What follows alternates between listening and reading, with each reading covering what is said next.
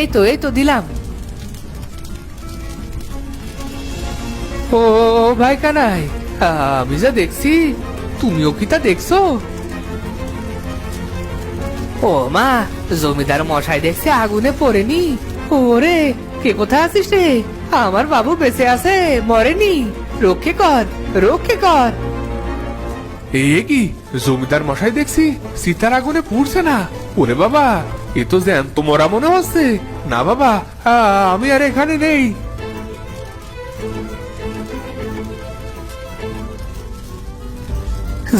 জ্যান্ত মারা? এটা আবার কি? মানুষ মরলে জ্যান্ত হয় কি করে? একরে, জমিদার দেখছি আগুনের মধ্যে বসে আছে। চোখে চোখে ভুল দেখছি না তো? কানাই, আরে ও কানাই, আরে কানাই বেটা এদিকে আয়, আয় বলছি। ও গোপাল বাবু, জ্যান্ত মারা না, দেখছি আমাদের ডাকছে গো। যাবো নাকি পালাবো গোপাল বাবু? ভাই কানাই, যদি মরতে না চাস তাহলে এখন জানটা নিয়ে পালা।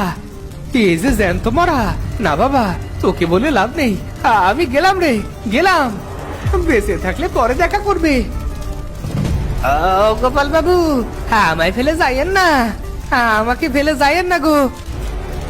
ওরে বাবা, আমার কাঁধে এটা কার হাত? আমি কানাই, তোর কর্তা বাবু। তোকে সেই কখন থেকে ডাকছি, কানে শুনতে পাস না নাকি? চল চল, ঘরে চল। জ্যান্ত মরা? না না, মানে জমিদার মশাই, আমি যাবো নে। আমার আমার একটা কাজ পড়ে আছে। কিসের কাজ? তোর আবার কাজ কিসের? তুই তো আমার বাড়িতেই থাকিস। চল চল, তোর কাজ পরে করিস, আগে আমার সাথে আয়। চিন্তা করিস না, তোকে একটা উপহার দেব। চল চল। ও গোপাল বাবু গো, আমারে বাঁচান। জ্যান্ত মরা, না মানে জমিদার আমাকে নিয়ে কোথায় যাচ্ছে? আরে এই কানাই, তোর হলোটা কি?